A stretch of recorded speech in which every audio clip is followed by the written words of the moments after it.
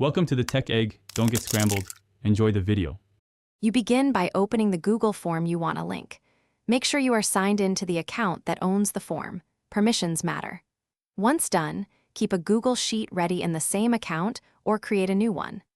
This first step establishes ownership and avoids permission errors later. You'll now move into the response settings to create the live connection between the form and the sheet so responses flow automatically. You're now in the Responses tab. Click the green Sheets icon to start linking.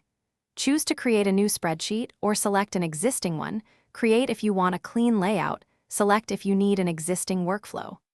Once you pick, Google Forms will generate headers matching your questions and push new submissions to the sheet in real time. Make sure the sheet is in the same drive and that sharing settings won't block future collaborators. Finish by submitting a test response from the live form and then verify the sheet receives it with proper headers and a timestamp column. If responses don't appear, refresh the sheet and confirm you linked the correct spreadsheet. Make sure form and sheet are owned or shared appropriately. Ownership mismatches are the most common blocker.